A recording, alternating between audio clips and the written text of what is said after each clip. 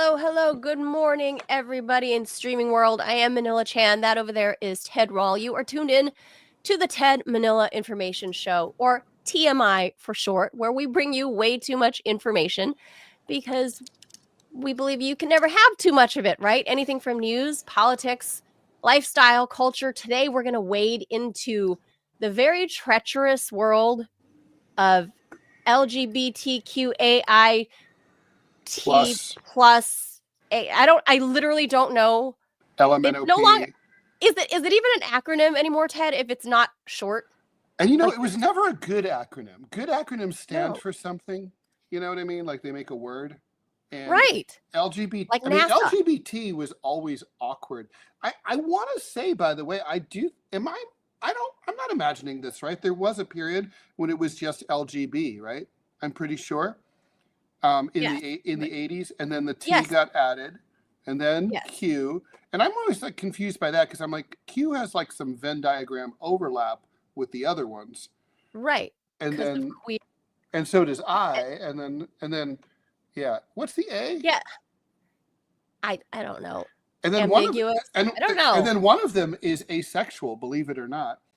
And I don't know anymore. I did a cartoon about like how there was an asexual movement and like how people who are asexual wanted to be recognized for their rights. And I'm like thinking, but you're not in this game. Like by definition, right.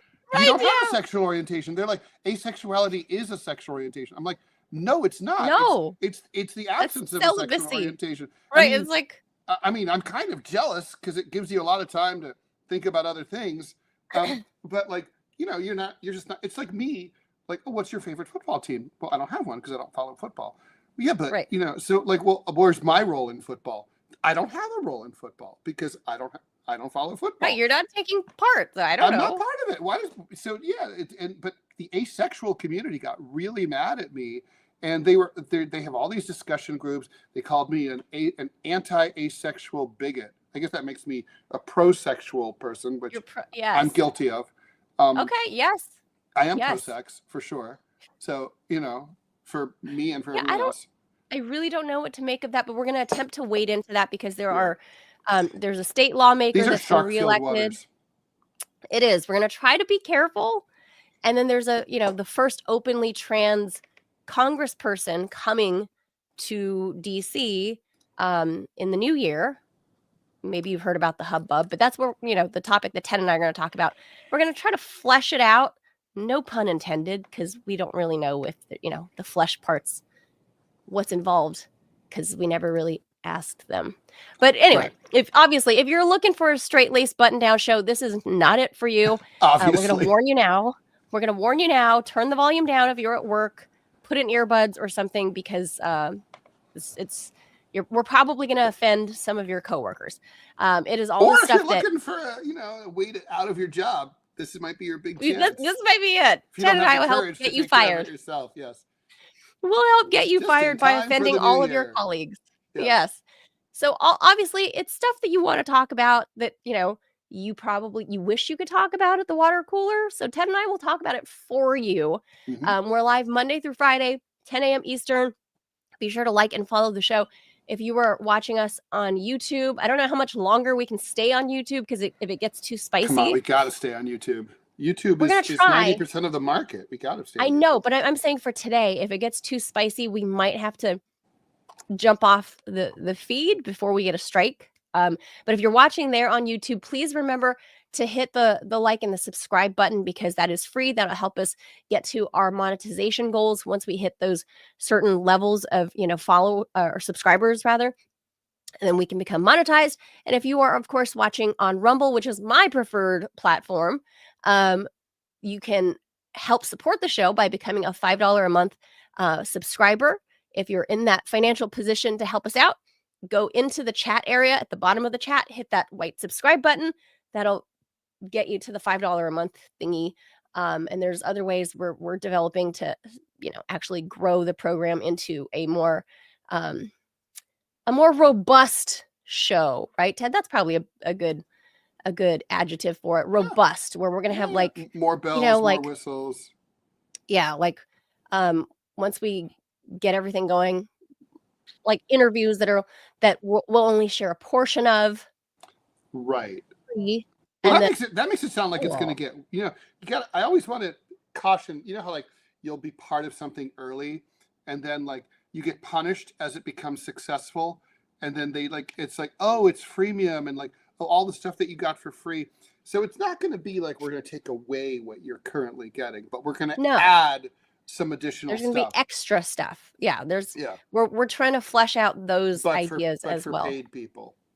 Yes, for our paid members, but we're not quite there yet because we're still obviously just barely past a month into our inaugural show. I know, I can hardly believe it. Really, I know it feels like old hat, Ted, because obviously you and I had our previous show, so it feels like although the format was definitely different. I love the headlines. I love this approach to headlines. I've always thought that headlines should be handled this way by other shows that I enjoy. And I kind of don't know why they don't do it this way, but fuck them. We've got this. So where the hosts actually like go through the topic and give their 2 cents. Yeah. Instead of having the headlines read in a straightforward way, and then you do analysis and commentary afterwards. Why? I mean, it's sort of like the human brain's is quicker than that, and not to mention when you're doing the analysis, you don't remember all the details. It's like as school. You go, yeah. Yeah, it's kind of like like oh yeah, that's right. It's dumb. Yeah, no, this is much more fun. So this is the Mystery Science 3000. So approach. If we want to weigh in, we weigh in. Whatever you'll still get the actual facts, but then you'll also get Manila and Ted commentary along the way. So that's what we're gonna do here. So we already spilled the beans what the main topic is going to be. Ted and I are obviously not a member of that rainbow flag community. So how's this obvious? You don't know that. I mean, I could be gay. I mean, when I had open mic Fridays in my old show in LA, I could easily be. A lot of the top question in LA was always, ask anything. Was like, are you gay? And I didn't know, and I kind of would refuse to answer that question back then. You reek straight to me. Thank you. I mean, you reek of straightness. What I meant by that, you know what I mean. But I mean, I am straight. But I mean, it's like and I would, I've often kind of thought like if I were more open-minded, I should be at least bi. I don't know why I'm not. I'm just not. Right, me neither. I'm just not. I'm not interested in girls. I think in Southern California, there's this very butch culture, and like people are sort of like, if you don't have this. If you don't sound like, I don't know, like if you're not like surfer guy, or to me, hey, that's kind of gay, but like, yeah, I remember going Ted, to I'm Asian. How do you know I'm not a lady boy? Well, in Thailand, you could, actually, but lady boys are more girl than girls. I know. I'm probably too butch. I'm too butch to be a lady boy. Our trans women usually don't succeed in really looking like and passing hot, as like hot women, but the Thai lady boys are hot women. I know. Yeah, I'm very ashamed sometimes. In a country with hot women, Thai women are hot. So, where I'm like, I'm ashamed. I'm like, oh my god, you're a dude, and you're so much more pretty than me. Like, why are you so much prettier than me? Well, they're raised that way. It's an art. It's like it's not just sort of like, hey, I'm slapping on some makeup. I mean, it's like, it really is an art. Yeah, it's an art. Yeah, so we're going to wade into that. That's the main topic of today after we get through the headlines. Ted and I, of course, being what I presume are two cis straight people. But heteronormative. I know, but nobody ever fucking asked me, Ted, if I wanted that label. Well, of the cis thing or whatever. Like, nobody asked me. Like, I'm just I don't know. normie. Yeah. Well, we'll get into all that. Okay. All right. Let's do that. Let's jump into headlines. Let's hit the jaws. Okay, straight to the headlines. Breaking news right now. President Yoon Suk Yeol of South Korea has declared emergency martial law. That just breaking minutes ago. He's accusing the opposition of plotting insurgency and trying to overthrow the free democracy. This is the first time a South Korean president has declared martial law since the military dictatorship ended in that nation back in the late 1980s. Mr. Yoon, who was elected president in 2022, keyword elected, but I guess he thought, well, I'm stepping it up now, has been in a near constant political standoff with the opposition, which controls parliament. In a nationally televised speech on Tuesday night, local time, that's, of course, it's Tuesday morning here in New York, Yoon denounced the opposition for repeatedly using its majority in the National Assembly to impeach members of his cabinet and to block the passage of his government's budget plans. This, he said, has paralyzed his administration. The National Assembly, which should have been the foundation of free democracy, has become a monster that destroys it. And no, this is extremely disturbing and frightening news. I remember in the 1980s when South Korea was a brutal dictatorship that really cracked down on dissidents violently and viciously. And we think of South Korea as a democracy now, but it's a new democracy, and it was a very fragile one. And apparently, democracy has just come to an end there. Now, obviously, this state of affairs could come to an end. A state of emergency doesn't have to go on forever. Martial law can be declared and it can be lifted. But I have a bad feeling about this. I think that we're about to head into the old days, and the United States is going to find itself in an extremely uncomfortable position. South Korea is a close U.S. ally. It was during the Cold War. It was a major bulwark against China and Russia. And the U.S., to its shame, supported the dictatorship in South Korea. And now the U.S. is going to find itself in the same position to do that again. I'm sure Trump would be likely to continue that relationship, but it's a bad look for the United States. Yeah, I think it'll be status quo for the U.S. relations with South Korea anyway, but I feel like what's happening in South Korea, this seems random to me, Ted. I haven't heard of any hubbub coming out of South Korea at all, like in the past several weeks. So this is kind of a shock. But at the same time, I feel like President Yoon Suk what is his name? Yoon Suk Yeol. Yeah. Mm-hmm. Yoon Suk Yeol. President Yeol is just following the new modus operandi of protecting democracy by suspending democracy, the model that is taking place right now in Ukraine. That's how you defend democracy, Ted. You gotta break it apart and kill it so it can be born fresh, and maybe just call authoritarianism or totalitarianism democracy, because I feel like that's what's happening. Because remember, there's no elections or anything in Ukraine either, right? Mm-hmm. Little Zelensky there, his term expired in May, and he's somehow still the president. He should have ceded power to their version of the Speaker of the House over there. He has not. He hasn't quite. I don't think he's quite declared martial law. He has declared it is martial law. You will, if you're in the streets, you will be shot and killed by the authorities. The parliament has been taken over by the military, and streets are blocked. People have been ordered to remain in their homes indefinitely for the foreseeable future. Pedestrians, except for when they come kidnap you to go to the meat grinder. People are very, but apparently Koreans are very, on the streets of Seoul, are totally perplexed. They did not see this coming at all. That's what I'm saying. Why? Look, this strikes me as it's a coup. It's an internal coup. It's weird. By because who, though? Normally by the president himself. It's kind of like if Trump had succeeded on January 6th in remaining in office and had stayed past his term, that would have been an internal coup. You don't normally see that sort of thing.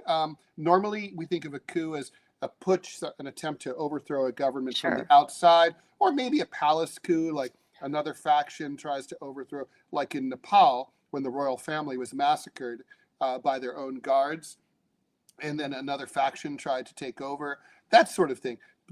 It's an unusual situation. It's kind of like you're taking over the government, but you're the president of the You republic. are the government, yeah. You are the government, yeah.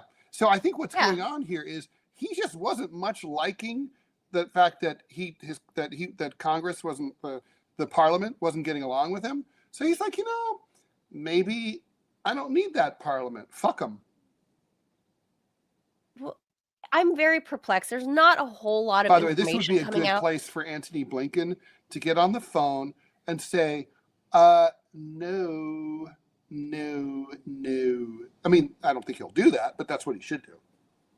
Yeah, this is supposed to be, an old U.S. ally. I don't know. There's By the just way, not enough he's taking information. advantage. He's taking advantage of the presidential transition here in the United States. There's confusion. We effectively don't have a president in the United States. Biden is not there. The elevator's not going to the top floor. We're between presidents. And there's no telling. We don't really know what foreign policy vis-a-vis the East is going to really look like after January 20th. And he's like, this is my big fucking chance. Big Papa. Look, call me crazy. Not paying attention. Call me crazy, Ted. I really feel like just my reporter spidey senses tell me that I feel like President Yol is gonna link this somehow to the North Korean soldiers in Russia right now in Kursk. Ooh, I don't know why. I feel like there's something there. I don't have any evidence.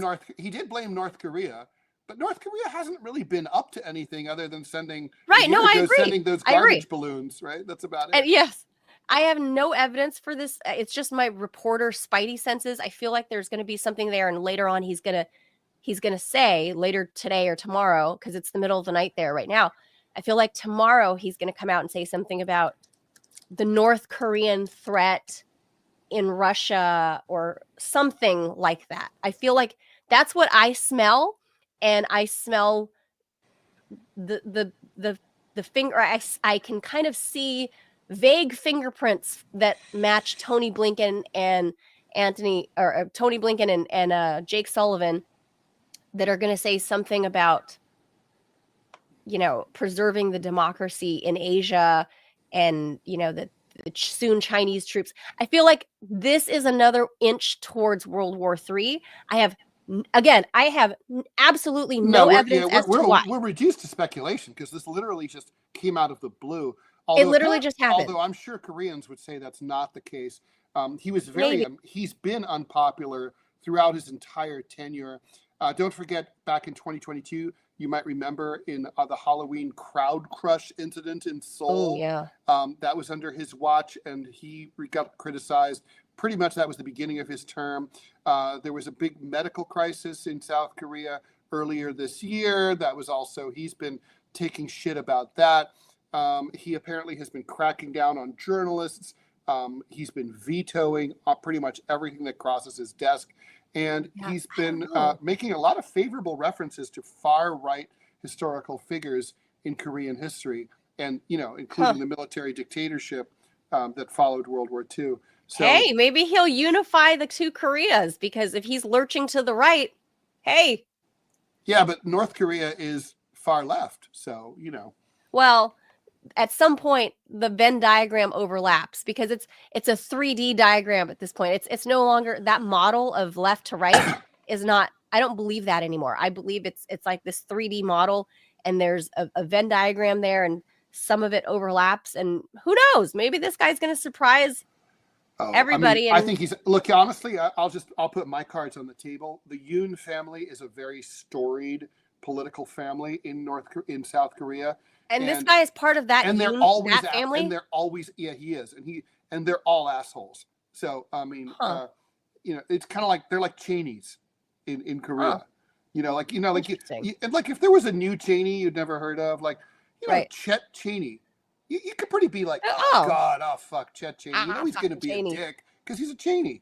Because he's a Cheney, yeah. That whole family should just be like put on an island far, far away.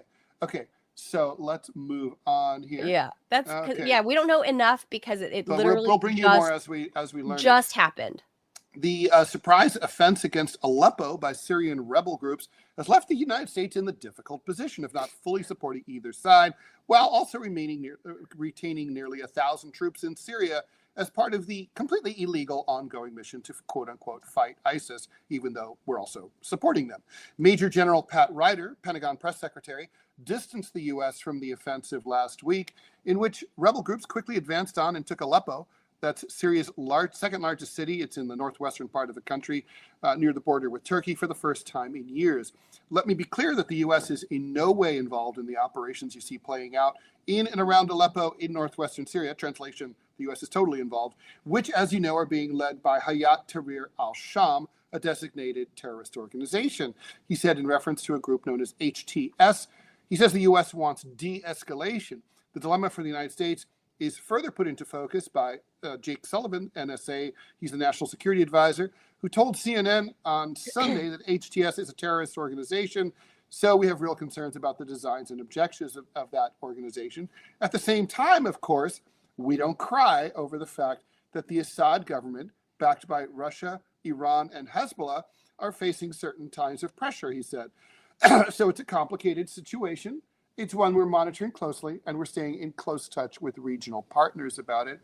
You know, Manila, this is very reminiscent of the usual, enemy of my enemy is my friend kind of thing that we see. Like, we'll back some radical jihadis in places like the Mujahideen, like in Afghanistan in the 1980s. What could go wrong? It always works out so well when the U.S. Syrian does Army, Al-Nusra Front in Syria. Again, what could go wrong? It always works out well, Ted. We may have someone in Aleppo tomorrow, right? Joining us here on the show. Yes. So hopefully the connection works. I have a journalist friend there in Aleppo to tell us what the hell's going on. Luckily, he says he and his family are safe. I don't know how anyone can remain calm when 90% of your city has been overtaken by these insurgents, right? Mm-hmm. And you would think, like, where are the Assad troops? Where are the government forces? Well, they ran away. I mean, I know there wasn't enough of them. Like, where are they? Well, they dissolved, right? And it's not like the Afghanistan thing where they surrendered to the other side. They just skedaddled. Now, I want to be clear on the geography of Syria. I mean, Damascus is it's hundreds of miles away from Aleppo. It's far. It's not like, they're right next door and they can just hop into Damascus and topple Assad. This is the big challenge here is for Russia. President Putin obviously would like to finish the job in Ukraine. I'm sure it's so close he can taste it. And so I'm sure the last thing he wants to do is pull resources away from the Russo-Ukrainian conflict. But he can't let this go. I would say the smart play here is to bring in Wagner from Africa to help support al-Assad, and maybe redeploy some Russian troops from Russia. I mean, Russia's got a huge standing army, but it would be a huge blow to the prestige of the Russian Federation if Assad's government were to fall. Yeah. Not to mention, it would be very bad for the world to have Syria become a jihadi state. Yeah, Syria's not, up until about 10 or 12 years ago, Syria was fairly stable as far as Middle Eastern countries go.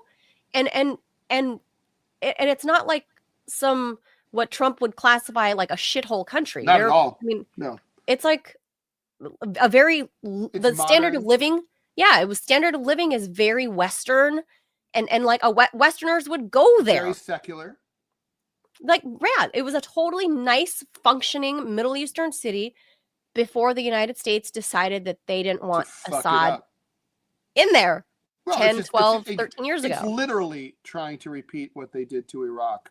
They didn't succeed. Or Libya. They want to reduce it to a failed state. Although, what I'm really wondering about, Manila, in all this is, where is Israel?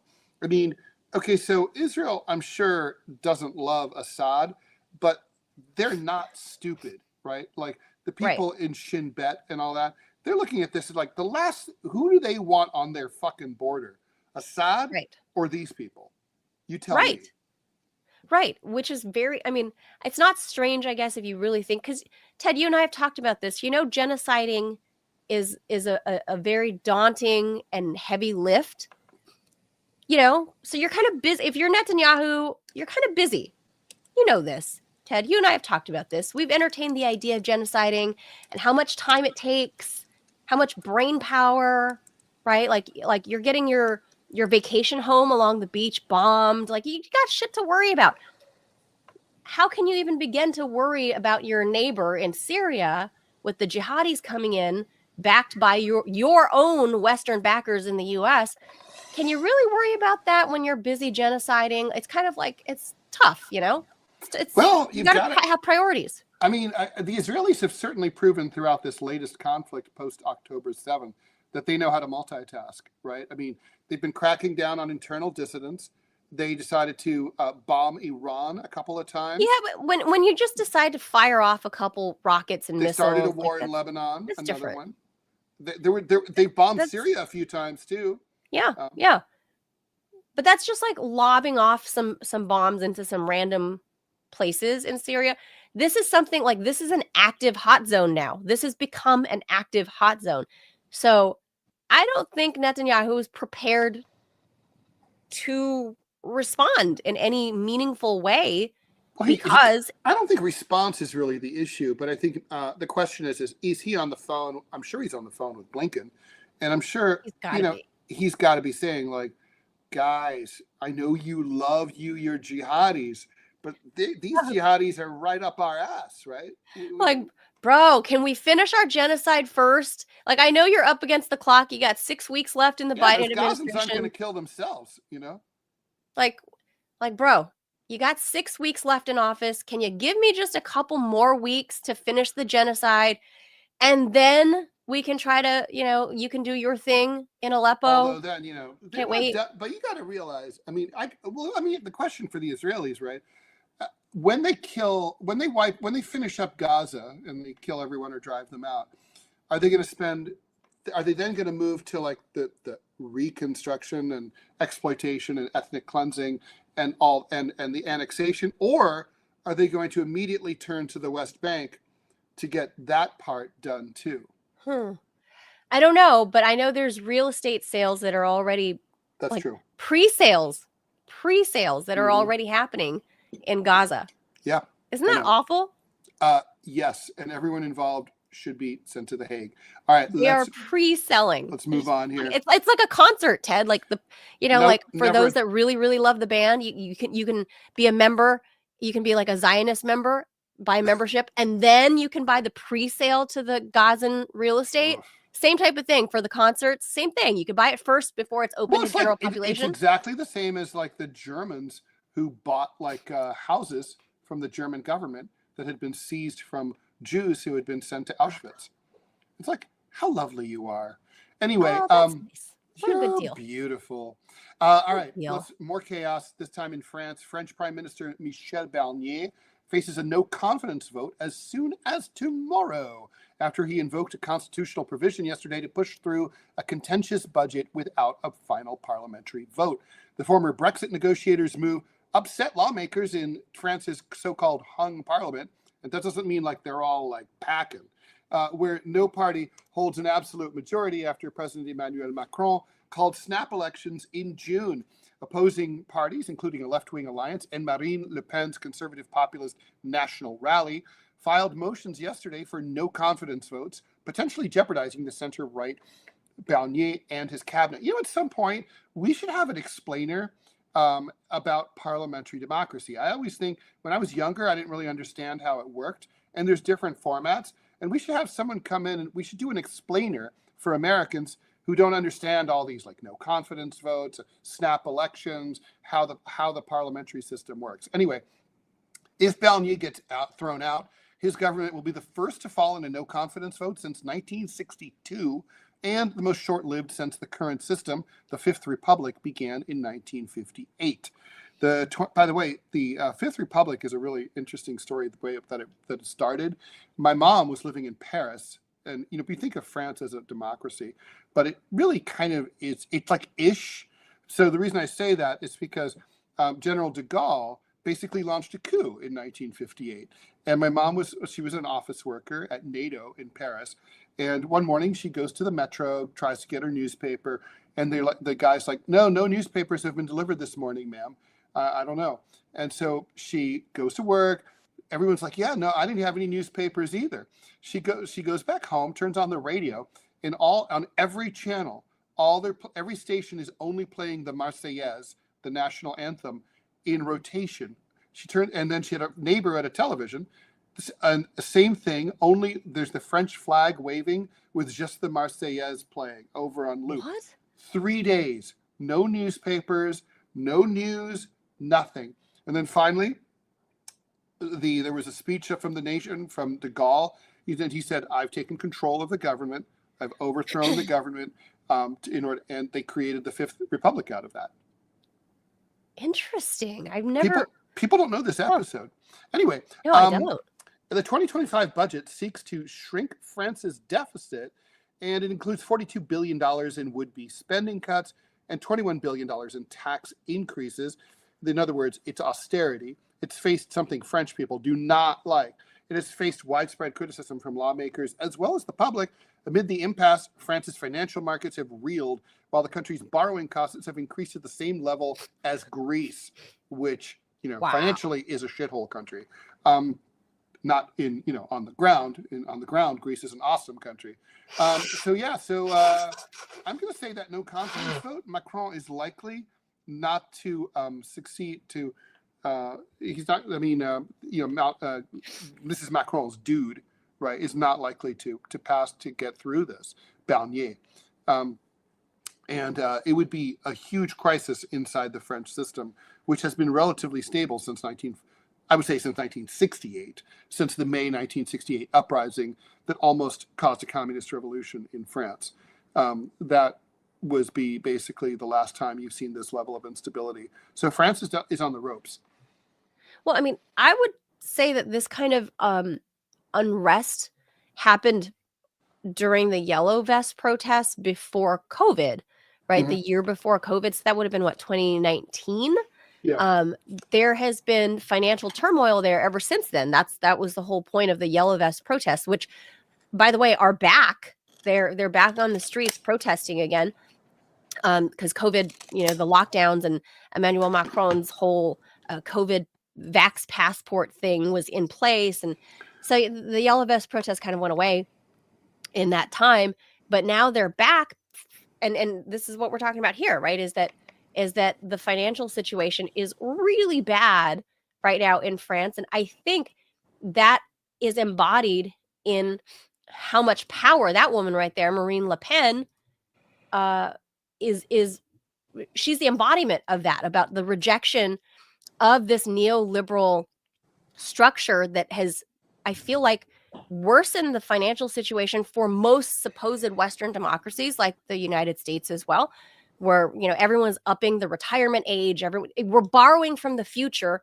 And I think a lot of people are pissed off about that. And nobody gets more pissed off than the French, Ted. You know this. They're like the opposite of the British. Like, they will take to the streets and burn shit down. They don't stay calm. Any fucks. And they don't stay calm, and they don't carry on.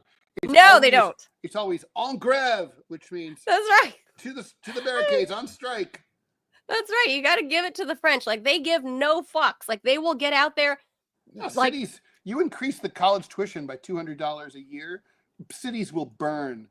Like, the French do not care. They will hit the streets and destroy everything.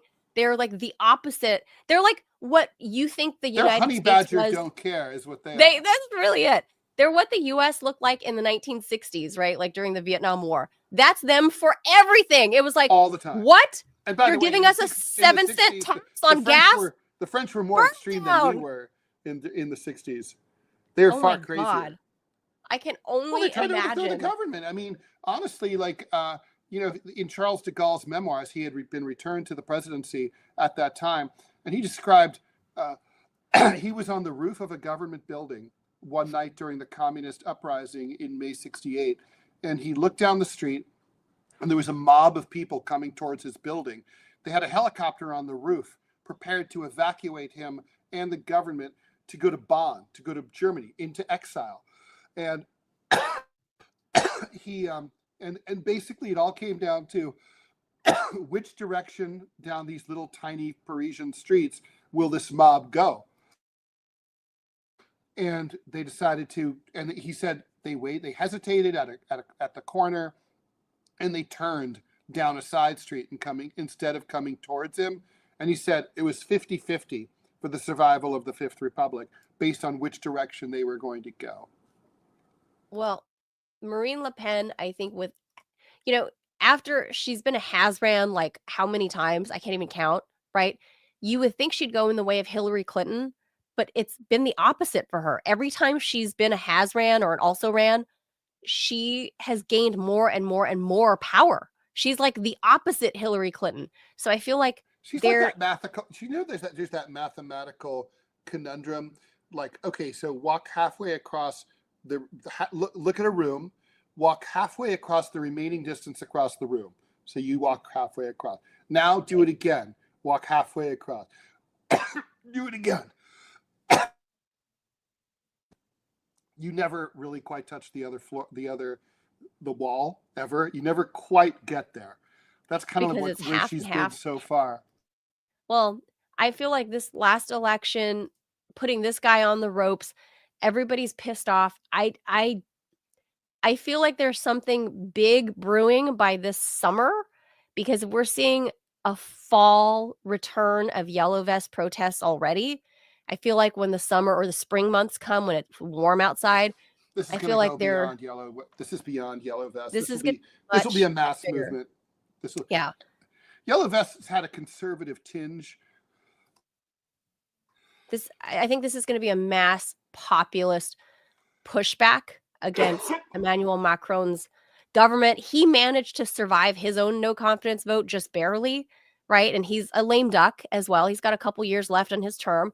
But the French are very unhappy. And this has been, it was brewing a long time ago before COVID.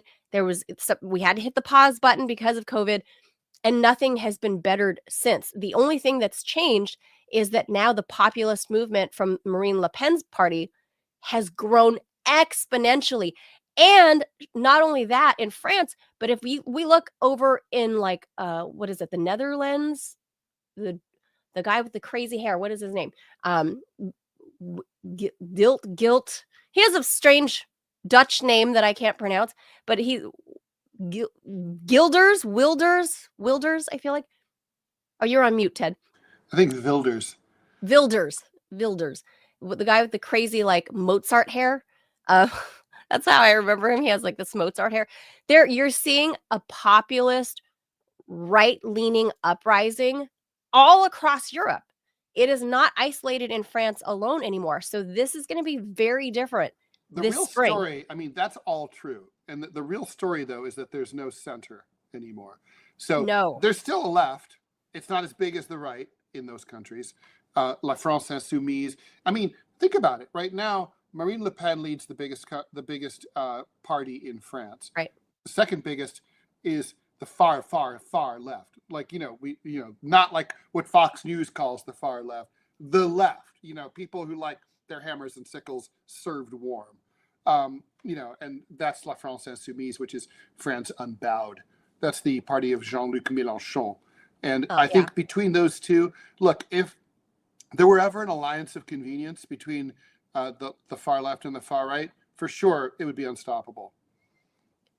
Yeah, I think we're about to see that happen. You just wait. You just watch this space in the spring, because nobody wants to go out and freeze their ass off, Ted. It's holidays. The French know how to celebrate also. I love the holidays in France. It's so beautiful with all the lights, especially in Paris, right? No one's going to do that. Everyone's going to enjoy, because the French know how to enjoy. Cold in France. Yeah, but my point is the French know how to relax and enjoy, so they're not going to do that during the holidays. After the holidays, that's when the summer of discontent will be showing itself. Not during the holidays and Christmas. They're going to live and be merry for right now, because that's what the French do. That is usually what happens. That's true. Yeah. All right, let's move on here. That's all I'm going to say on that. We're running late, man. One of these times we're going to do this on time. Researchers at EPFL and Lausanne University Hospital, led by professors Grégoire Coultine and Jocelyn Bloch, have achieved a major milestone in the treatment of spinal cord injuries, also known as SCI. Oh my God, I've got You got a the cough? cough. Oh my God. Here we I go. know. Well, you're telling me. By applying deep brain stimulation to an unexpected region in the brain, the lateral hypothalamus, the team has improved the recovery of lower limb movements in 2 individuals with partial SCI, greatly improving their autonomy and well-being. Wolfgang Jager, a 54-year-old from Kappel, Austria, has been in a wheelchair since 2006 after a ski accident left him with a SCI. Participating in the clinical trial, he experienced firsthand how deep brain stimulation could restore his mobility and independence. Last year on vacation, it was no problem to walk a couple of steps down and back to the sea using the stimulation, he shared, describing the newfound freedom that this has given him. Beyond walking, the therapy has improved everyday tasks. I can also reach things in my cupboards in the kitchen. DBS is a well-established neurosurgical technique that involves implanting electrodes into specific brain regions to modulate neural activity. That is cool. Traditionally, DBS has been used to treat movement disorders like Parkinson's and essential tremor by targeting areas of the brain responsible for motor control. However, applying DBS to the lateral hypothalamus to treat partial paralysis is a new approach. By focusing on the lower hypothalamus, the researchers at NeuroRestore, that's not a dystopian sounding name at all, tapped into an unexpected neural pathway that had not yet previously been considered for motor recovery. In the study published in Nature Medicine, not only did the DBS show immediate results to augment walking during rehab, patients also showed long-term improvement that persisted even when the stimulation was turned off. These findings suggest that the treatment promoted a reorganization of residual nerve fibers that contribute to sustained neurological improvement. Yeah, I don't even know what to say about how amazing all of these developments are, Ted, in just the past 10 years. I have a family member who's a quadriplegic from a bad accident, a sporting accident. And I mean, it would be amazing to see this sort of movement. There's the guy, the participant, Wolfgang Jaeger. So he's like an older man. Well, he's not old, but he's an older man, right? And wouldn't it be something in his lifetime if he were able to, stand and be mobile again? There's so many people like It's very cool.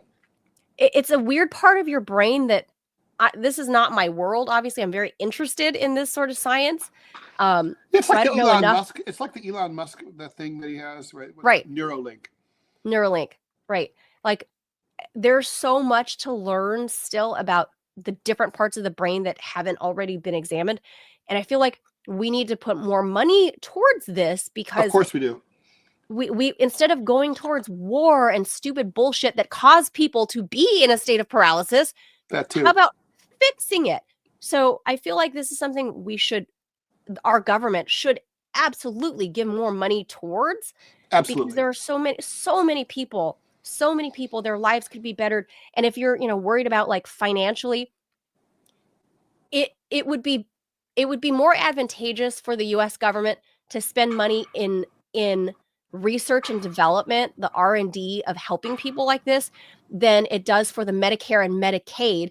We spend way more money if people are worried about this financially. We spend way more money on the care for people with these types of disabilities in Medicare and Medicaid than we could or would if we put money into the research in fixing them to begin with. Because once you get there, if you can help them and resolve some of these problems, then the long-term care would no longer be needed. But it's a long-term investment. Right now, we're just like, okay, well, they're on Medicare and Medicaid forever, and they're not going to have productive lives, and we're just okay with that. That's okay. We're just going to keep them in their chairs and not care. Just they're alive. It's fine. That's kind of how we treat people. Listen, and just a reminder, what is today's cutting edge medicine is tomorrow's normal, totally affordable, scalable, accessible to everything medicine. I mean, think about like, anti-HIV, antiviral drugs in Yeah. like the early ones, like AZT in the early 90s. Now PrEP is totally accessible and people take it prophylactically. Right. There's a lot of stuff like that. I could easily see these becoming standard anti-Alzheimer's kind of treatments in the future. It's not just like very serious extreme cases like this guy Wolfgang. I mean, brain stuff. It could also be used to treat clinical depression, all sorts of issues that afflict, tens of millions of Americans and people around the world, and it will. I mean, so right now, this is how it works. When you start with a new technology like this, it's expensive and hard, and it doesn't affect that many people, but it spreads, and then that's just how it works. So obviously, this is a huge thing, and I just hope they should just go fast. They should go fast. They should go hard. Ted, you know what else doesn't affect that many people, but it's like we're drowning in the news about it? All the trans stuff. True. It's true. I think there's probably more people that are affected by these sorts of spinal cord injuries than there are trans people. Yeah, well, that's a good question. When trans stuff started to pop into the news in a big way, a few years ago, I have never been able to find truly reliable information or statistics about what percentage of the U.S. population self-identifies as trans. I've seen as high as 5%. I'm like, that's bullshit. No way. You're telling me 1 out of 20 people is like self-identifies as trans? Like that's not even possible. And then I've seen like most these days, it's like sort of the number that's kicked around is 0.5%. I mean, we don't really know how many gay people there are, right? I mean, it's like we don't really know, and for obvious reasons. But it definitely is a smaller number than it's a small number, right? I mean, how many trans? I mean, I live in New York City, right? How many trans people do I know personally? Handful, I mean, it's like it's out of the thousands of people I know. And I would imagine if I lived back in Dayton, Ohio, where I grew up, it would be fewer. Right. I'm from Los Angeles. I spent 30 years in Los Angeles before I moved around everywhere else. One trans person. No, plenty of gays, plenty of lesbians. Friends with plenty. Yeah, well, I lived in a girls' dorm at Barnard, so ask me how many lesbians I knew. All right, last story. All right, one more thing. You brought this story up, and I found it. Yes. I found it completely fascinating. Another development in the Hana Kobayashi case. She's the Hawaiian woman who had been thought to be missing in Los Angeles. Well, I mean, she was missing. She crossed the border into Mexico, as it turned out, of her own accord 4 days after arriving at LAX. The LAPD, always the most reliable source in the world, says she has not been the victim of any crime. To date, the investigation has not uncovered any evidence that Kobayashi is being trafficked or is the victim of foul play. LAPD Chief Jim McDonald says detectives reviewed her social media accounts and found a desire expressed to step away from modern connectivity. This is like a pretty extreme way going to off take the grid, to take a break from your TikTok. The investigation discovered that while Kobayashi initially checked her bag through to New York City, she later instructed that it be, I love the way this is written, she later instructed it to be sent to her in LA at LAX. All right, hey bag, I want you to go to LAX. Come back to LAX. You bag, where she retrieved it on November 11th. She later used her passport and cash to buy a bus ticket at Union Station to travel to the San, I don't know how to pronounce this, the San Ysidro border crossing. Ysidro, okay. Where she entered Mexico via tunnel on foot. Who doesn't do that? At 12:13 p.m. on November 12th. LAPD has not pursued the investigation further into Mexico because that would involve making a phone call in international, and that could be expensive because it appears she is not the victim of any crime, and also because they're lazy. If she returns to the U.S., law enforcement will be notified. We've basically done everything we can do at this point, McDonald said. No, except for making that phone call to your Mexican counterparts. Right. She's left the country and in another nation now. Yeah, I'm aware that Mexico is another nation. You fucking genius. Kobayashi. Thanks, LAPD. I guess you could bring the FBI into it. Kobayashi flew from Maui to LAX and you're going to ask why should the FBI be involved, and I'm about to tell you. Kobayashi flew from Maui to LAX on November 8th. She was supposed to catch a connecting flight to New York a short time later. She missed the flight, and after a few cryptic text messages, blew off her family within a few days. Family members have traveled to LA to search for her, one of whom was her father. Keyword was Ryan Kobayashi was found dead last weekend in a parking lot near LAX. The LA medical examiner says the cause of death was suicide. So let me see if I get this. So basically, this dingus girl, flies from Japan to LA to from New York. Maui. Sorry, from Maui to New York via LA. She blows off the second leg of her trip in LA, decides to go off the grid and go on a vacay to Mexico, dumps her socials, and her dad is so distraught that he fucking kills himself. Nice job, lady. And she still like, the weird part is she hasn't reemerged to be like, oh my God, my dad is dead. My dad died because of me. Like, I was missing. He was distraught. Like, what the hell? Like, there's no word from this woman. It just all sounds very suspect. How did they not know? You cannot escape LAX.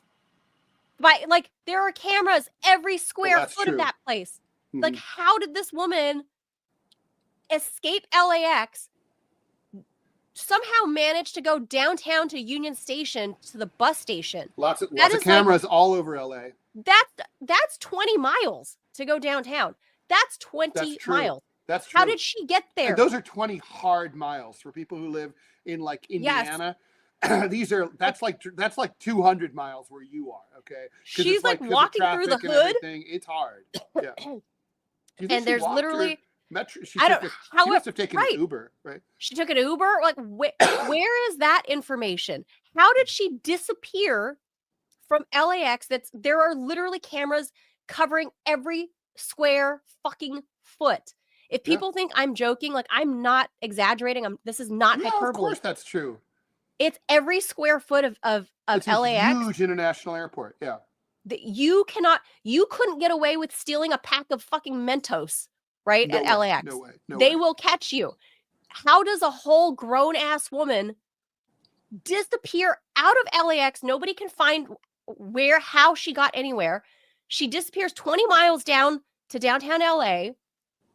And now she's at Union Station, also full of cameras everywhere, and gets on a fucking Greyhound to get to San Isidro Pass? I'm guessing she took Metro or the bus over to Union Station. But again, cameras everywhere. How has she managed to evade? Especially on Metro and on the bus. There's story, like, this story doesn't line up. Well, they have the picture. They have the picture of her entering the tunnel, right? I mean, that international border crossing. She took up so she must have taken some form of mass transit, a bus, I imagine, to San Diego. But what else is wrong with this woman mentally, Ted? That she knows that her dad, she had to have heard the news. I don't know. Maybe not. Maybe she disconnected. She said she's off the grid now.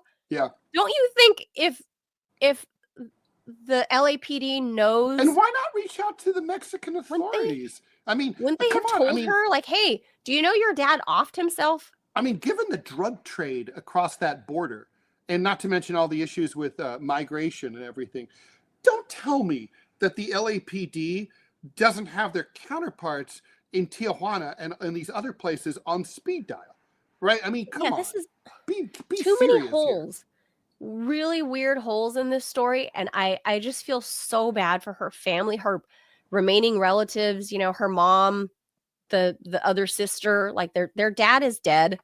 Their sister has lost her fucking mind and disappeared into Mexico. She and hasn't said anything about their dad dying. Like, what the hell? I know. Something went berserk in here, and I would like to know. She caused literally a nationwide woman hunt to find her, and now she's just like, oh, I'm chilling on the beach in Rosarito. I'm going off the grid. I'm having some margaritas here in Rosarito. I mean, okay, so I'm going to say, the French expression, cherchez la femme, like, when in doubt, look for the woman. Okay, in this case, Shel Shalom, was there a dude? Like, in other words, like, is it like a illicit romance that her father might not have approved of? So she's like, oh yeah, I'll meet you in LA and I'll throw him off the scent. And so like, I'll pretend like I'm going to New York. She gets off the plane and she's like, I'm gonna skip lag this shit. I'm gonna get off in LA and go like on a fun Mexican vacay, have sex on the beach. It's gonna be awesome. Do you think it's like that kind of scenario? I think this is just a chick that lost her marbles. I mean, she doesn't look crazy in the pictures. She looks completely normal. That was before she snapped. I think she probably just snapped and was like, I'm going off the grid. Because, I mean, any sane person, even if you have like bad relationships with your parents or whatever, any sane person would at least, you've caused a nationwide manhunt and now your dad like is you said, dead. she may not know. Or yeah, but if LAPD has made contact with her, which it seems like they have, if they know that she's safe, I feel like some authorities. No, there's no evidence. There's no evidence that like they talked to her or anything. But they're just basing it on. They're basing it on her social media. Like, yeah, that's what I did a whole cartoon about this, about like how that's what detective work is now. Like, instead of like, like a 70s police going out there.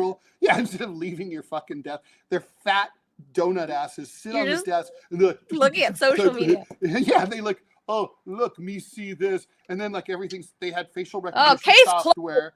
They had facial, dun da da dun da dun da da. Can you imagine the new Columbo episodes now? Oh, totally. Yeah, no, he's totally like, and it's like just like you just hear the clicking of the keyboard and you see the mouse moving around.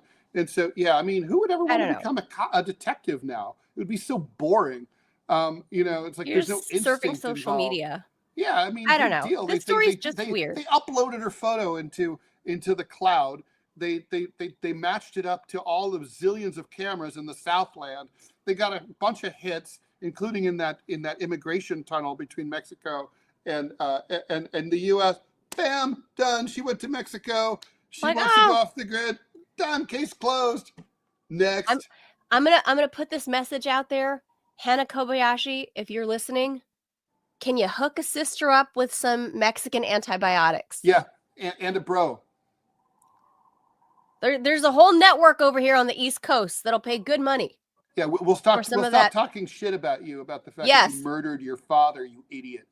We'll stop talking about that. Hook us up with some Mexican antibiotics, because it's like an illicit drug in America. You can't get those anymore. Much easier to get anything else, really. I mean, I could score an 8-ball like right now.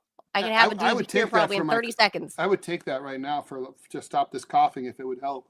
I would. Oh my God, I so badly want.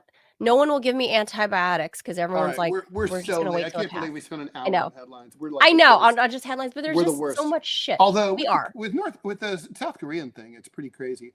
All right, let's go ahead. Okay, let's hit the jaws. I'm gonna get rid of the headlines, and so here's what we're gonna actually be talking about. Like, some trans lawmakers come to DC, and SCOTUS is weighing trans intervention for kids. Is it today or just this week? It's tomorrow. Tomorrow. I'll bring us in. Okay. So, well, let me introduce a couple of things. I'm gonna let me toss this in. There's 3 main stories, but 2 big ones. Okay. Wait, let me remove. Hello.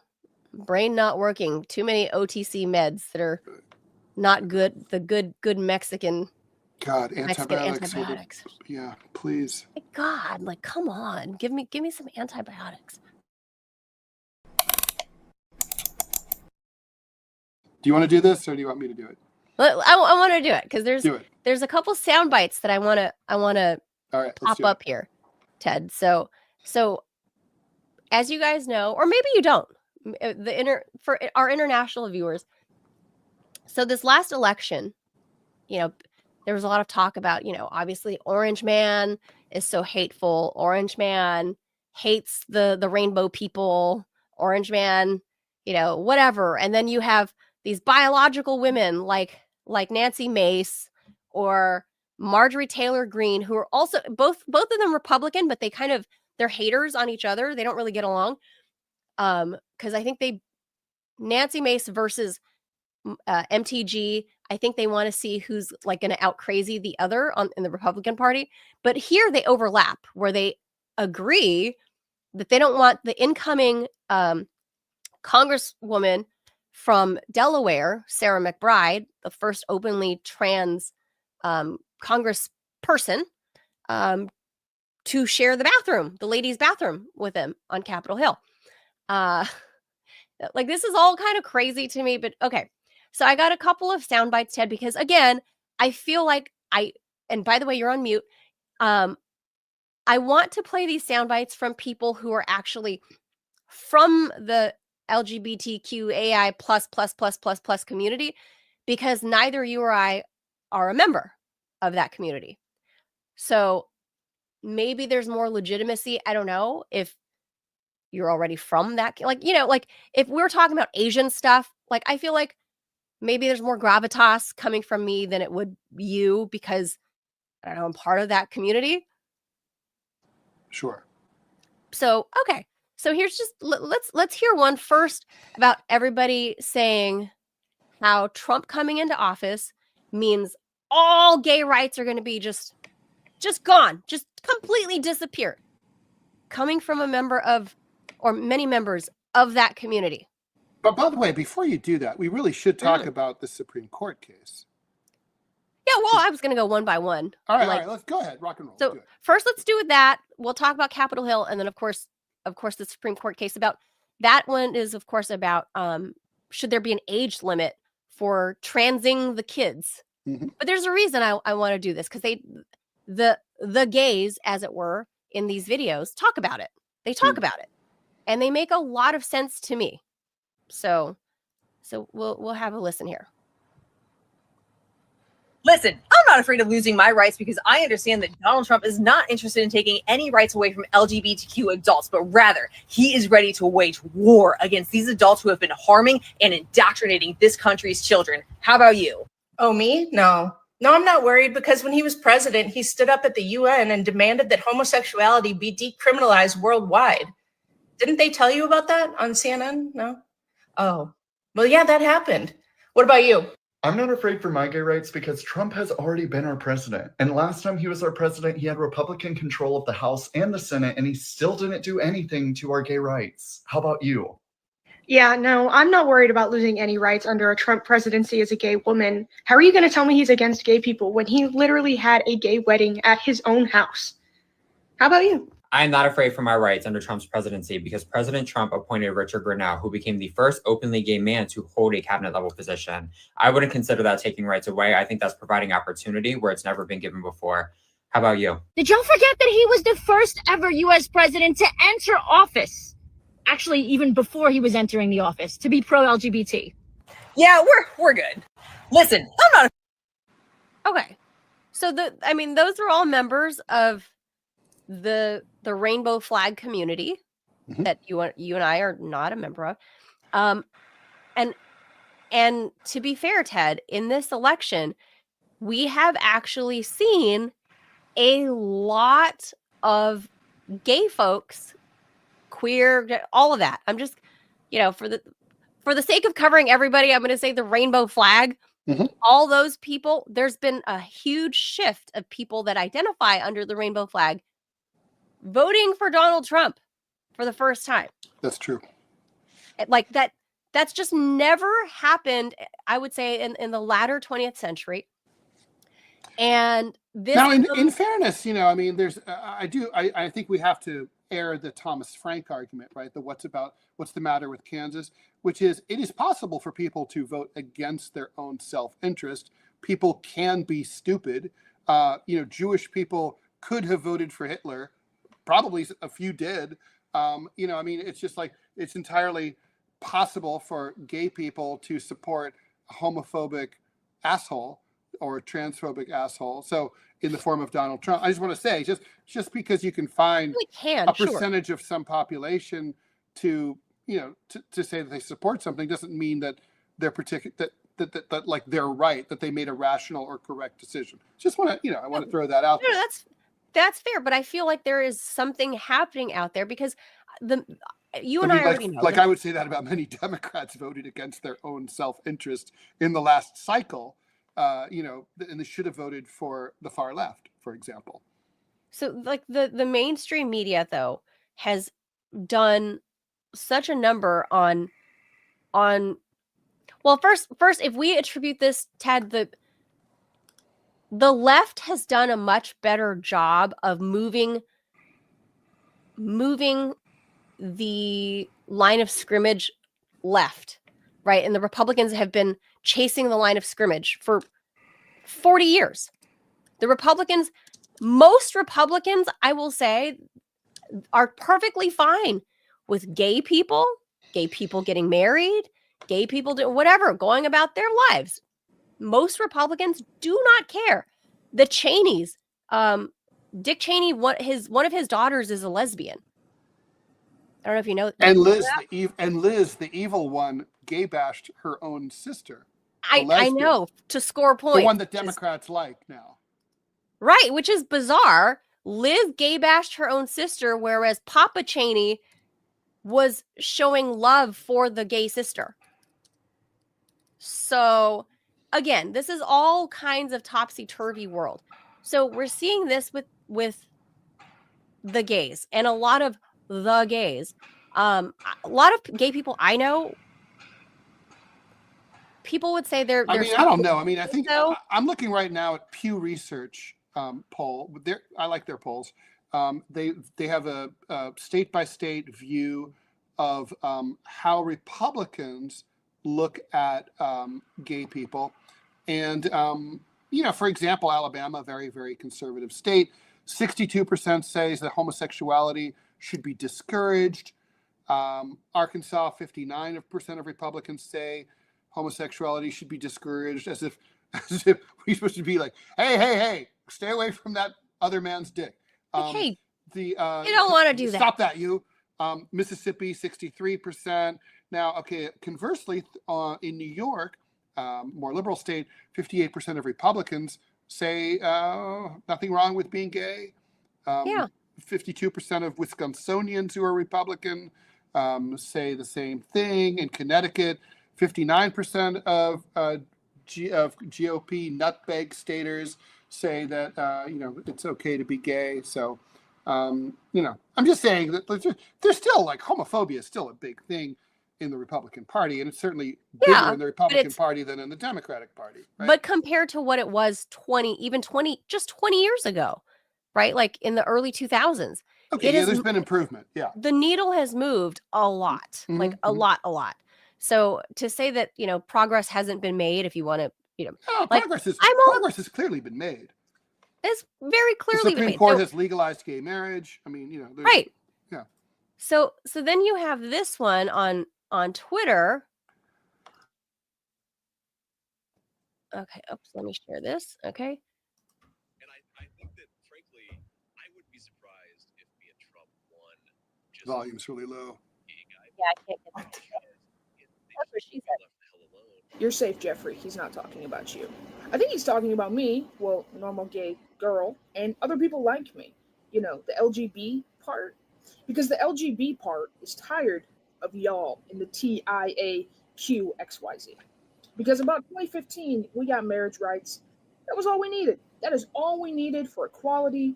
People were dancing in the streets. We were excited. And no one gave a shit about us. It's only been about the last 5 years that people have given a giant shit about us, and homophobia is on the rise. People don't like us again. Why is that? What changed? Do you think that people just woke up one day and became more cruel? No. People like you, Jeffrey, and the rest of the TIAQXYZ came out and said, cool, now we're going to involve children.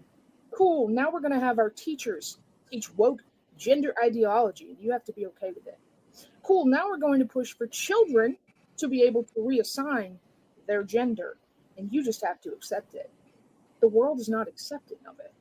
The world is accepting of the LGB and even some of the T if you want to mind your business as an adult, not push those ideas on anyone else, and just be a person like everyone else. That is what the world accepts. But this new woke ideology, y'all have going on when, remember when that trans person went to Disney and talked about his jingle balls in front of children? Yeah, that's what people aren't cool with. So look around, because JD's right. The gays are turning red. Look on just this platform how many gay people are voting red for the first time. Because y'all, we are tired. You guys ruined it for us. So, I mean, I know that's just one lesbian woman's take on all of this, but it's not just one, is my point. Is if you look on gay TikTok, it's a thing. No, I know. I know it's not one, but I mean, look, the thing is, look, obviously there's divisions in any kind of diverse community like the LGBTQIA community.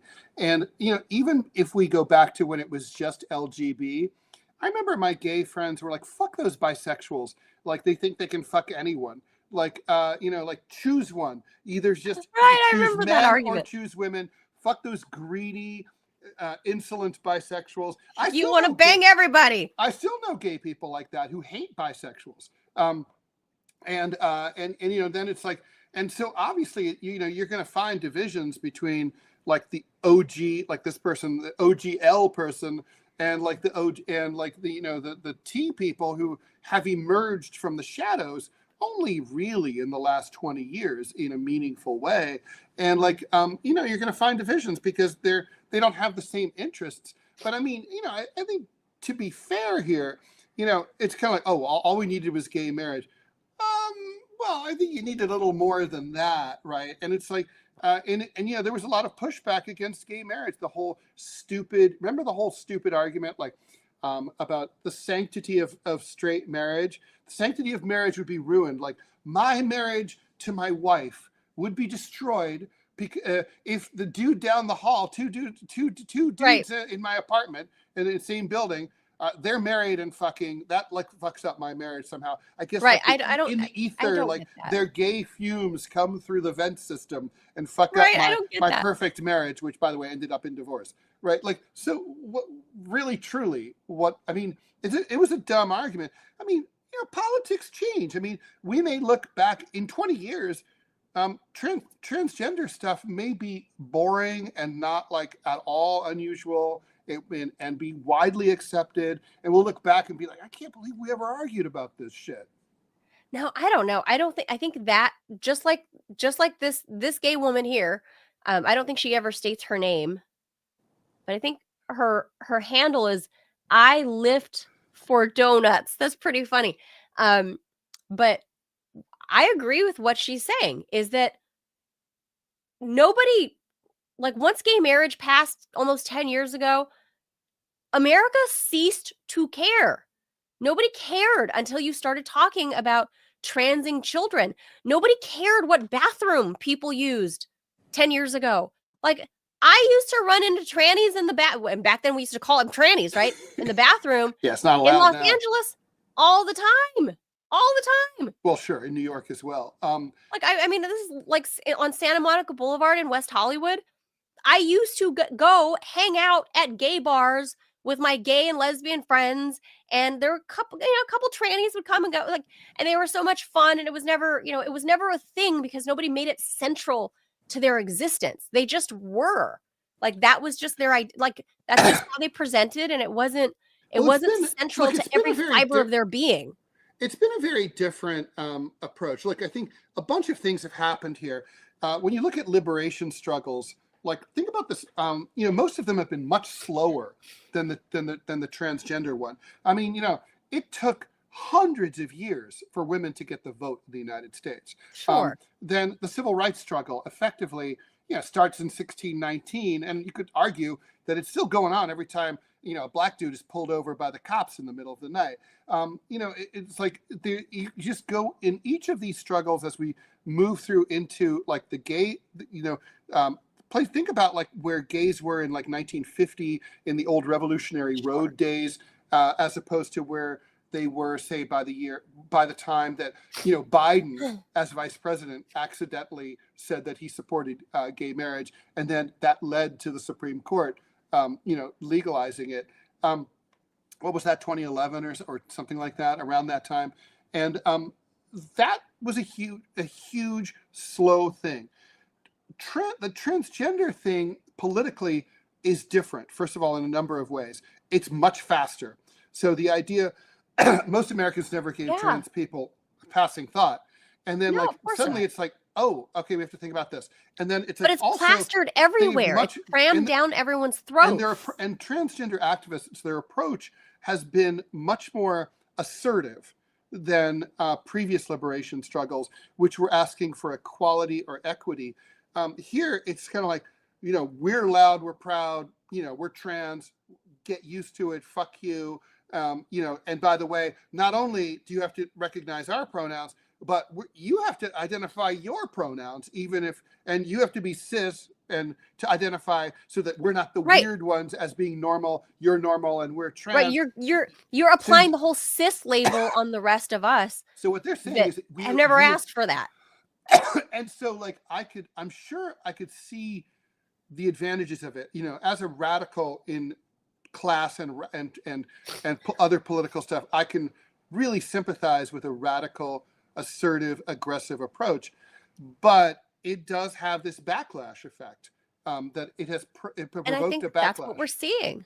I think that is what we're seeing. Like, okay, let me ask you something, Ted. So when also the other difference is, when the gay marriage thing, when Americans really started thinking, like after Ellen DeGeneres came out as gay on her show and all that, Americans started thinking about it and talking about it a lot. And I mean, by Americans, I mean like straight Americans. And everybody thought, when they thought about it, even if they lived in deep red rural areas, they realized like, oh yeah, my mechanic, I know he's gay, right? Like everybody knows gays and lesbians, everybody. I mean, and it's like, so that's different. Most people don't know transgender people at all, or even see them. And I think that's also, there's a psychological sense of the other that's very disconcerting and disturbing for some people. So here's this weird thing about the bathroom, right? And well, let's talk about the controversy, right? Like, it really is the bathroom uproar. And it's been lately epitomized by this trans woman, Sarah McBride. She became in the last cycle. Isn't she from Vermont? Oh, from Delaware. She's the first. She will be on January 1st. She'll take the oath of office and become the first transgender individual to serve in the United States Congress.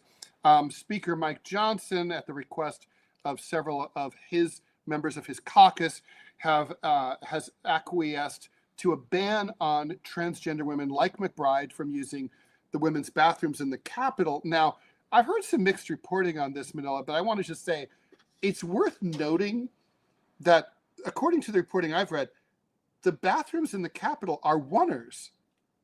No. That's what I've read.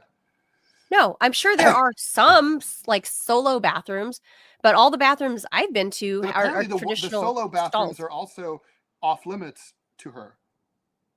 Huh? Yeah. Mm-hmm. Oh, that part I don't know. No, that's I've never fucking stupid.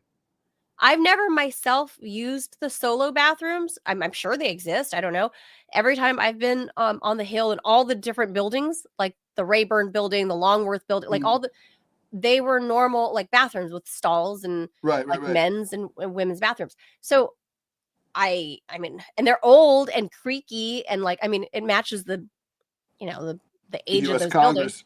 Buildings. Yeah. It matches like everyone that's there. They're old and dark and kind of dank. I mean, they're clean, but they're old. Yeah. And they just have stalls and like any other public bathroom anywhere. I mean, nothing impressive. Let's get into it. I mean, like, okay, so what really are people worried about? Like, what is what is Marjorie Taylor Greene really worried about when she goes to use the ladies' room? I mean, what's the implication? Mace. The implication is Nancy Mace brought the bill. Trans women are not real women, and therefore the implication is they're really a dude, and so like, and this dude might want to rape me, right? That's basically the implication. Now, I guess. But a cis dude could sneak into the ladies' room just as easily and rape her just as easily. I'm not. What's the I'm diff? not. So Like, for me, as a woman, is a trans woman more likely to rape someone than a cis straight male? I would say highly likely no. I don't. Me personally, this is just as Manila. And maybe it's because I grew up in Los Angeles and we see people that look like that, right? So it's never been a thing for me. Like I don't feel awkward around gay or trans people. But that's because of early exposure as a youth. And when it comes to the bathroom, let me ask you this, Ted, as a dude, and me being a straight woman. I've been to concerts and wherever, like big events, where I look at the women's bathroom line and I'm like, fuck that. This is an emergency. I have gone into the men's bathroom and I'm like, I've been there when ladies did that. I do this. I kind of look down and I cover my eyes a little bit. I go, Well, I'm because sorry. This is an emergency. We're using the urinals when you do that. Right.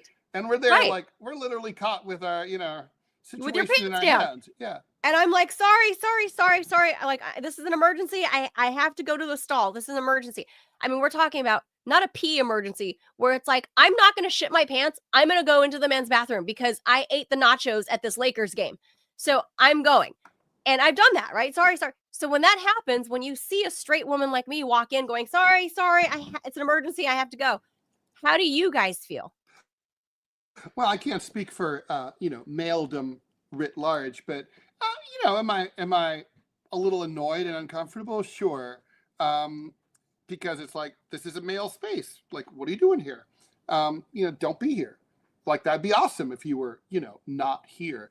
What's funny though, is if I'm not really worried about being violated. And by the way, the irony here is like, a gay rapist could be in there totally legally, no problem. Right. And like, then I'd be fucked literally. So, I guess it's like, in those situations, I just sort of roll my eyes and I'm like, whatever. Look, I think, back in the 1980s, I was a club kid. And like most clubs in New York, like Studio 54, Area, Danceteria, all these clubs, they had single-sex bathrooms, and both bathrooms were open to everybody, and people just like came and went, and then I went to I lived in a girls' dorm that became co-ed, and we all used the same bathrooms, the same showers, and like it was fine. Really, truly, it was fine. I think all bathrooms should be single sex. It's stupid that one bathroom has like an empty stall while people are lined up, usually women, at the other one. Right. It's just dumb. It's a resource that's going wasted.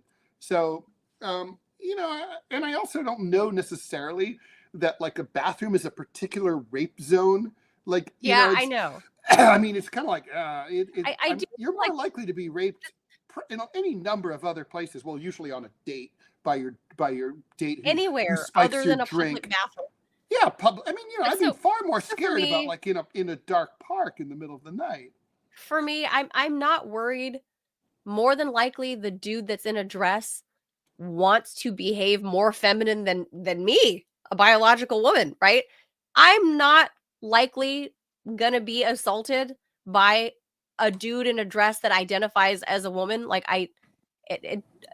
so for me, I'm not bothered by that. I know certainly if you are, you will have very little trouble describing them down at the police station. Right. So it's like the actual threat. It looks like it's just a dude. Sure. No features. Oh well, there's the lipstick and the long hair. Right. That. So I don't get, and there's so few, like the bathroom thing isn't a thing for me. Where I am bothered with the whole trans thing is like the Title IX sports stuff and what SCOTUS is going to look at tomorrow. Let's get into that case, right? That's the part that bothers me. Tomorrow, is when you start fucking with kids and you start fucking with our sports where you're erasing our biology by dominating our sports with your masculine hormones You're taking away Well, our scholarships. Barely dominating. I mean, how many people are doing this? This is not an issue. But I mean, in barely. But it 99% still of competitions. No, I agree. It's few and far, but it still shouldn't happen at all. Like, that's the only time I'm bothered by any of this is when women's spaces such as sports, Title IX, and when all children, that's the part that bothers me. Is Well, let's get into if that. you are Okay. not old enough to get a fucking tattoo or buy cigarettes, you should not be able to go to a fucking doctor and say, cut off my little tiny peen before my balls have even dropped. First of all, I want to. Not be okay. I take issue with that. It was not tiny when I was under 18. Oh my Okay. God, Ted. Okay? So. Oh my God. When they put my son's ultrasound up on the screen, I was like, "Oh, can you tell us if it's a boy or a girl?" And she goes, "Oh, it's a boy. It's definitely a boy." I was like, "Yeah." anyway, so tomorrow's case is United States versus Scrimeti. So the United States is the Biden administration, and Scrimeti is the state of Tennessee, which has instituted a ban on puberty blockers and hormone therapy for transgender children, and would punish doctors who provide that care with civil penalties. The government says that transgender people are covered under the Equal Protection Clause of the U.S. Constitution. However, the defendants, if they prevail, would not only get to keep that ban in place in the state of Tennessee, would likely spread into other red states. But if the state of Tennessee were to win, that would likely set a precedent that in whole or in part could lead to other restrictions on whether they can use public restrooms, as previously discussed here on Lost, or play sports on teams corresponding to their gender identity. So that's the big case tomorrow, and it's going to be probably the most high-profile case about transgender issues. And so the question is, is Tennessee right? Should children have access to puberty blockers and hormone therapy or not? There's a lot of controversy here. I personally don't think so.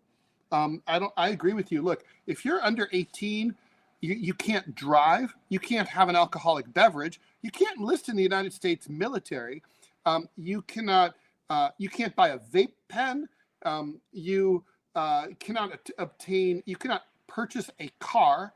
There's a lot of things you can't do, and you can't get married in most states. And so you really should not be able to cut off your dick, but this is not about cutting off your dick. This is about puberty blockers and hormone therapy. But fucking with your hormones at that age is a big deal. I mean, I was thinking, so this is kind of a funny story, right? But everyone's familiar with Clovis, my gorgeous cat. And, and I remember when I got him as a kitten, I wondered, is it really necessary to have him fixed? And so when I looked into it and did a research, they said, put it off as long as you can. You do have to do it, Yes. Otherwise they'll start spraying. But put it off a year if you can, because Yes. it allows their muscles to develop better if they have all the adrenaline in their system. Correct. And then also their bones set better. Bone and density. They won't have as many problems when they're That's elder the cats. same thing. Same thing for my English bulldog Harley. I've twice had English bullies. I love them. I've told you this, Ted. The smashy face dogs are just, that's the way to my heart. They snort and grunt and fart and eat and love. That's and why you're so mad at the pug fucker.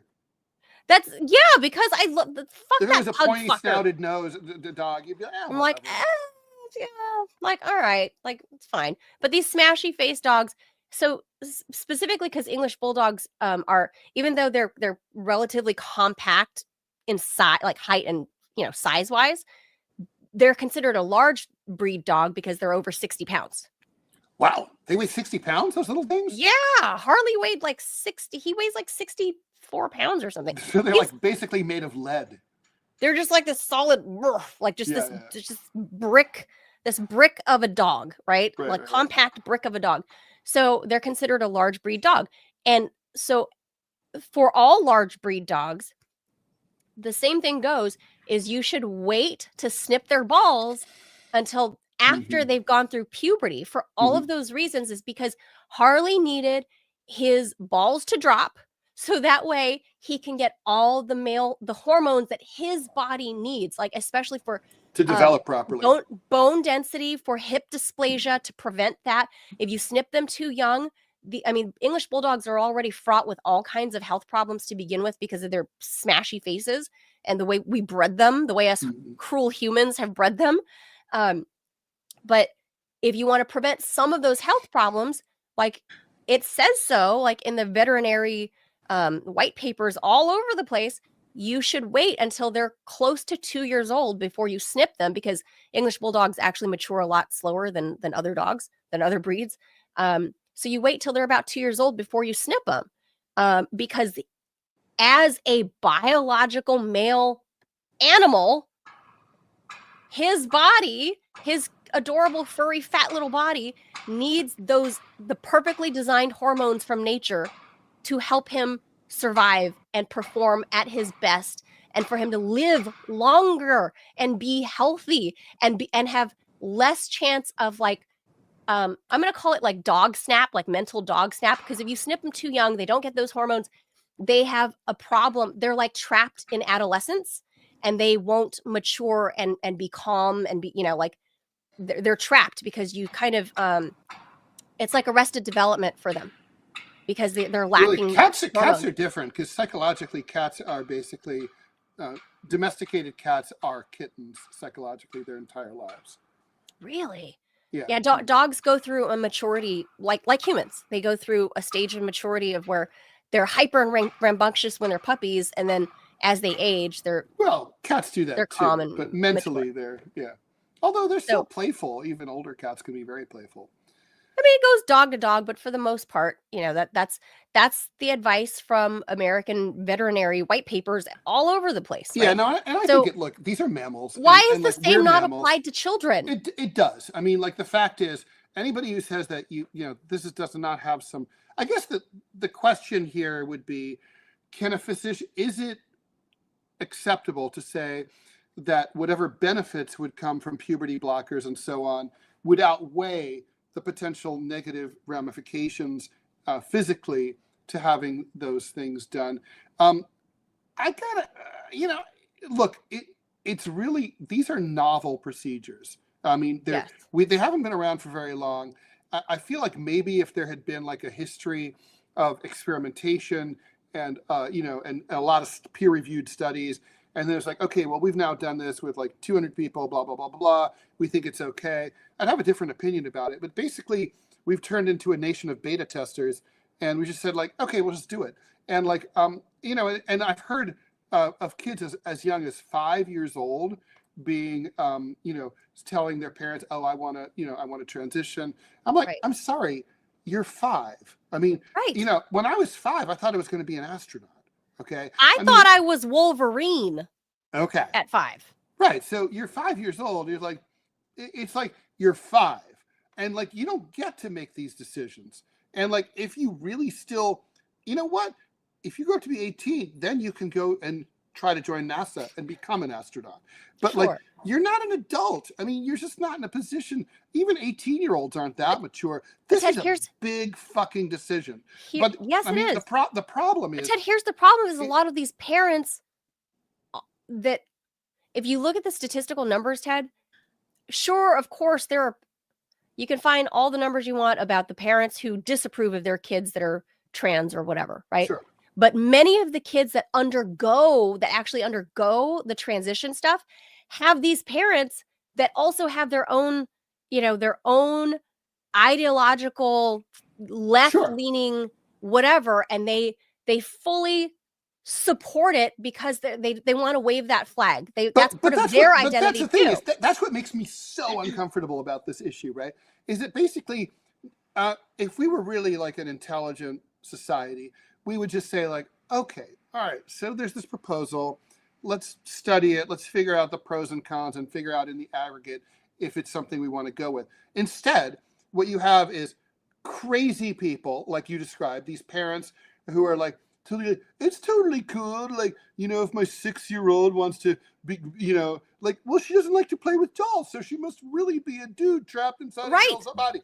That's stupid, okay? And That was me. And conversely, it is equally stupid to have these people on the far right who are, you know, like why is it Tennessee that passed this ban? Because they're a bunch of homophobes and transphobes. They're a bunch of right-wing assholes. It's not because they care about kids or they care about these people. They're trying to like get votes. So everyone involved are a bunch of shitheads. And I hate all of them, really. I mean, trapped in the middle are these confused, sad people who aren't sure whether they're having a psychotic break or whether they genuinely were born in they're suffering from gender dysmorphia and they're trapped in the wrong body. The whole thing is fucked up.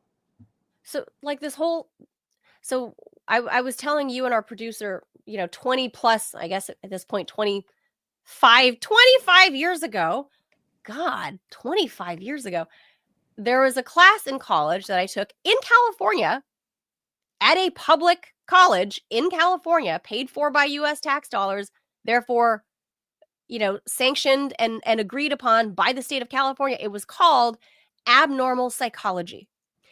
And in that class, it covered, this is 25 years ago, right? So a quarter century ago, they covered all, people that were what we would now call trans and how this was, all a part of gender dysphoria. And this is a real condition and blah, blah, blah. Well, it's and a real condition. It is. And that some people, like this is just their psychological thing. This is how they deal with it and blah, blah, blah. And it was, just stuff I learned in school. And then somehow with the minute fraction of what these people are in the United States, a fraction of a percentage point, I would say, like, even if we're being generous, let's say it's 1%, 1% of the United States population, how overrepresented is that 1% in our media world, in our media space? There is more representation for this trans ideology than for someone like me who grew up, with not seeing any Asian faces on TV, right? There's less Asian representation on TV than there is trans or gay or whatever on TV. And it's way overrepresented for the amount of people that actually exist in that community. And it makes it seem like that community is so much bigger. Like everybody's trans in the United States. Everybody's gay.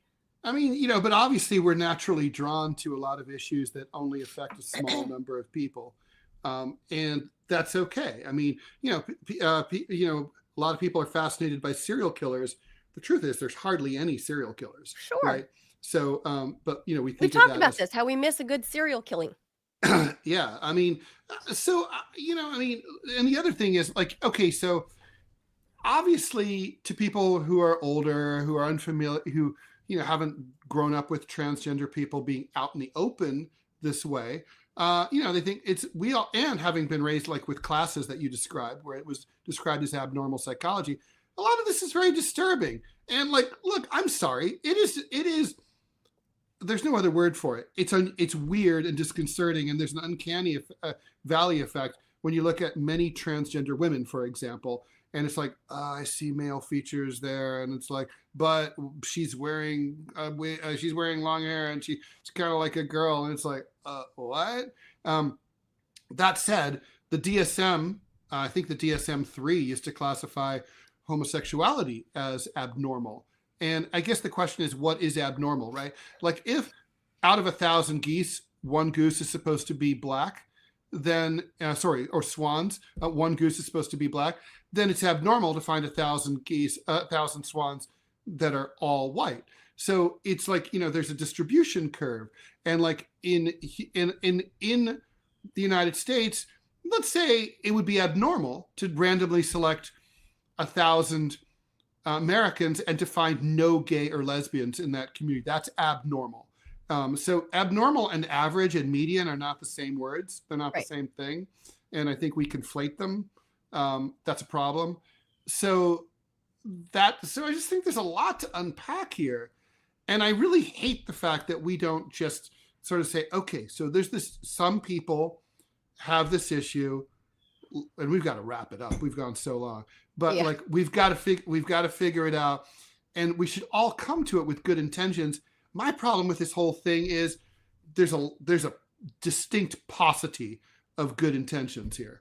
You know, we have like right-wing people who are trying to score cheap points against LGBTQIA people, and then there's like woke lefties who are basically like whatever they want, it's fine, and taxpayers should pay for it, and it's fine if they want it, they should have it. That's also most stupid. Most of America doesn't exist there. Most of America exists kind of where you and I are, Ted. Where like me as a woman and as a mom, I don't care if I see a trans man, you know, that a woman that has now, no, the other way. If I see a trans woman, a man who used to be a man, now a woman, in the bathroom with me taking my small child to the bathroom, I'm not that bothered. I'm not likely going to be assaulted by that person, and my kid's not going to be assaulted by that person. More than likely not going to happen. If I see regular old Ted Rall in my women's bathroom, you know, at the museum, that might cause me to, you know, start screaming and yelling like, get the fuck out of here, dude. Yeah. But that's a whole different situation.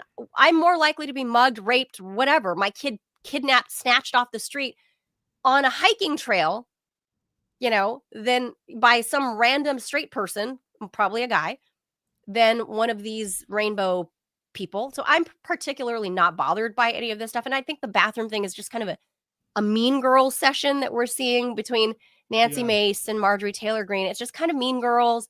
I think it's catty and stupid. Like, let them use the bathroom. Like, it's one person. Like, who fucking cares? There's a lot of bathrooms on Capitol Hill. Let me just say, a lot of bathrooms. So I'm not bothered by that.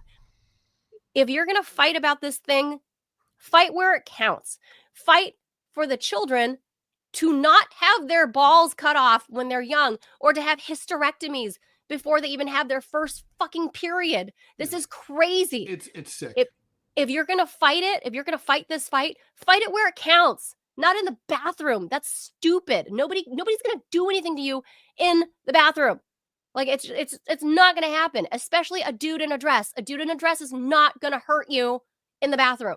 Where it counts is probably not. Anything where it can happen. counts, All right, where it counts Let's is move it the on. surgery, is the drugs for the children, and protecting Title IX for young female athletes in college. That's where, and high school, that's where that matters, not in the bathroom.